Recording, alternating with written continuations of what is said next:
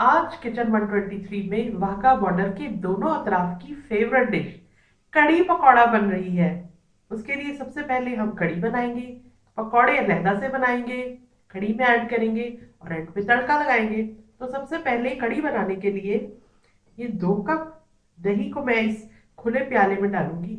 सबसे पहले 2 कप दही इस खुले प्याले के अंदर मैं डालूंगी, क्योंकि हमने सब चीज़ों को अच्छी तरह से फेंटना है ताकि जो हमारा मिक्सचर है उसमें गुठली ना हो।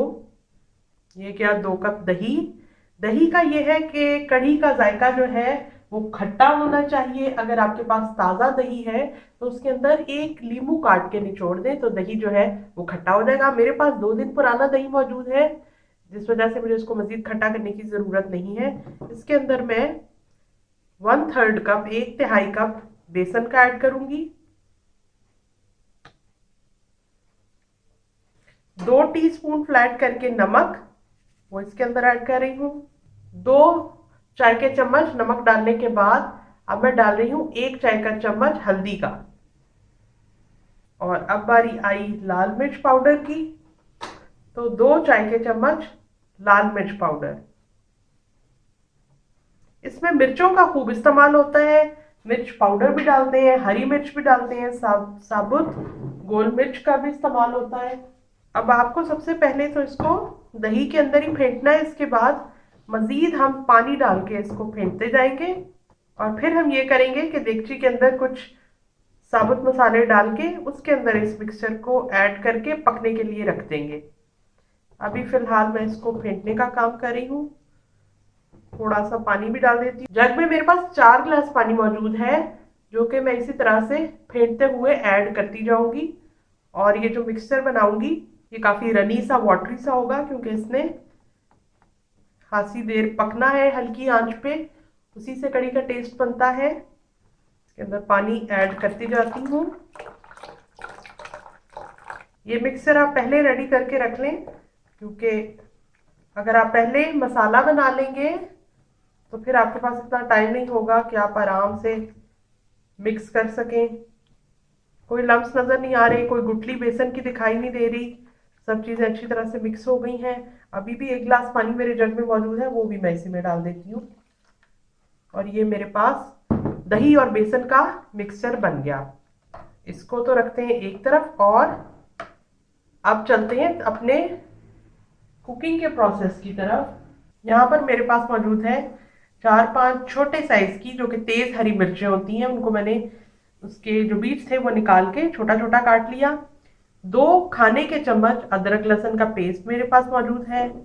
इस सब्ज रंग की प्लेट के अंदर 1 चाय का चम्मच जीरा है, 1/4 चाय का चम्मच मेथी दाना है और 3 जो है साबुत गोल मिर्चें मेरे पास मौजूद है। 1/4 कप तेल लिया। जरा सा जीरा डाल के देखती हूँ गर्म हुआ तेल या नहीं। पूरा है। इसके अंदर साबुत गोल मिर्च, मेथी दाना और जीरा इसमें डाल रही हूँ। फौरन से क्रैकल करना शुरू हो जाएगा। अदरक लहसुन का पेस्ट, हरी मिर्चें तेज वाली, बारीक वाली, क्योंकि कड़ी ऐसी चीज है जो कि जिसमें मिर्चों की तेजी होती है और खटास होती है, तो इसलिए काफ़ी मिर्च का इस्तेमाल होता है इसमें। और फिर इसको आमतौर पे हम उबले हुए चावलों के साथ खाते हैं। अब इसके अंदर ये जो हमने मिक्सर बनाया, बेसन, दही और दूसरे मसाला जात को डाल के वो इसके अंदर मैं ऐड करूँगी। इतना खूबसूरत बेसन का रंग और ये सैरें करती हुई साबुत गोल मिर्चें और तैरती हुई हरी मिर्चें। अब इस मिक्सचर को हम दरमियानी से भी कम आंच रख के तकरीबन 25 मिनट या आधा घंटा पकाएंगे इसी तरह। और जितनी देर ये कड़ी पक रही है उतनी देर में हम पकौड़े तैयार करते हैं। कड़ी की रेसिपी जब राजस्थान से निकल के उन इलाकों तक जा पहुंची जहां ज़राअत अच्छी थी और ताज़ा सब्जियां होती थी, तो क्या हुआ कि उसमें आलू, पालक, प्याज, हरी मिर्च वगैरह की एडिशन हुई और पकौड़े और भी ज़्यादा मज़ेदार बनने लगे।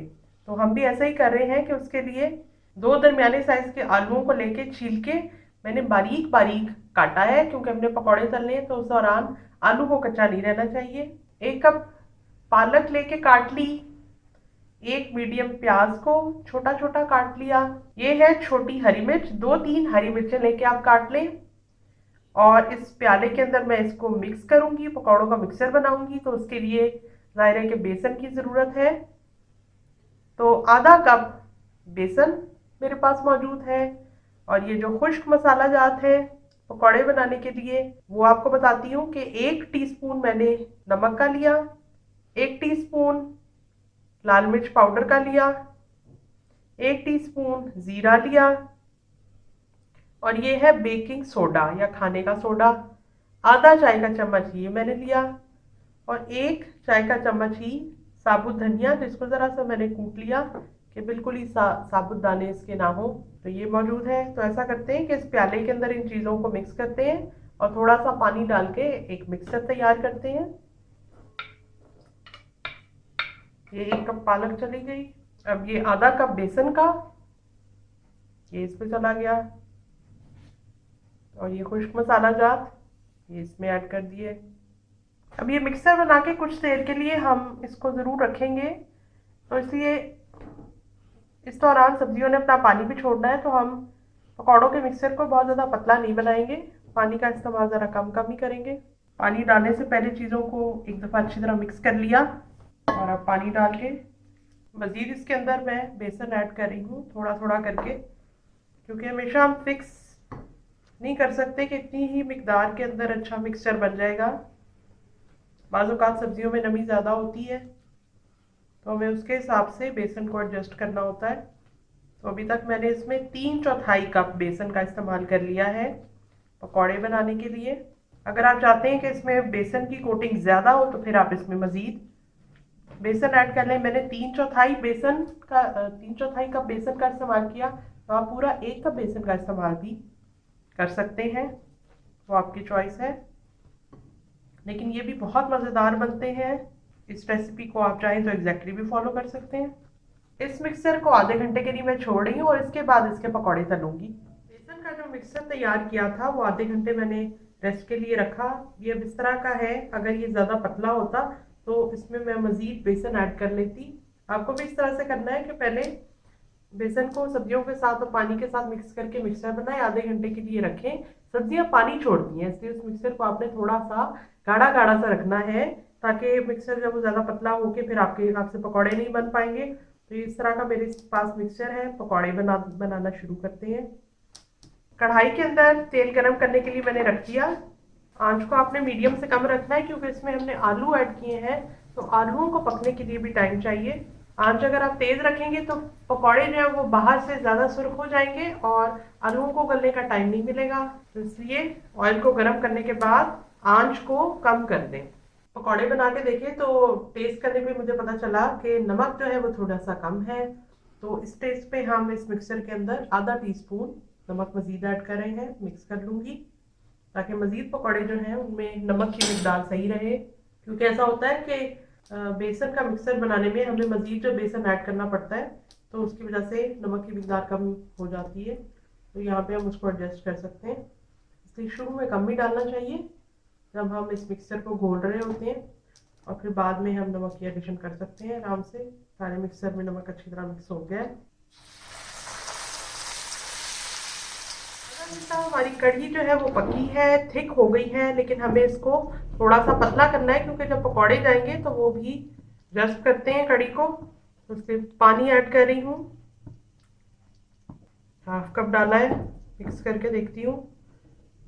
कढ़ी को ज़्यादा थिक नहीं होना चाहिए। पकौड़े डालने से पहले हम चेक कर लेते हैं, पकने की वजह से जो कढ़ी है वो थिक हो जाती है इतनी देर में।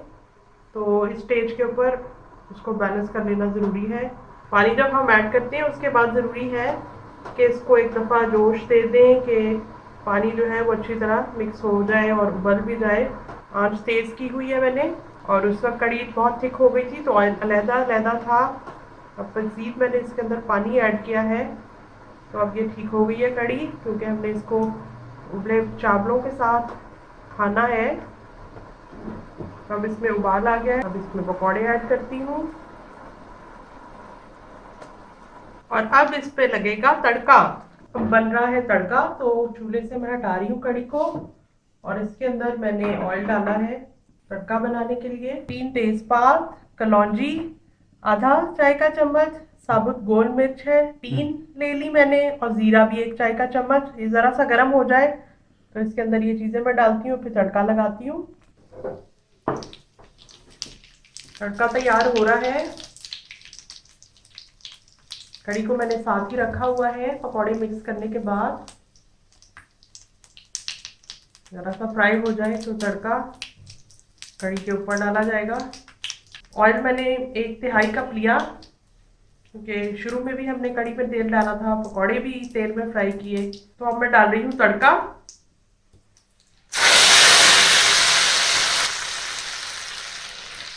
हांडी में मौजूद है मेरी गर्मा गर्म कड़ी और साथ है उबले हुए चावल। एक जबरदस्त किस्म की रेसिपी है ये, जल्दी से ट्राई करें। मैं कल मिलती हूँ एक और कमाल की रेसिपी के साथ।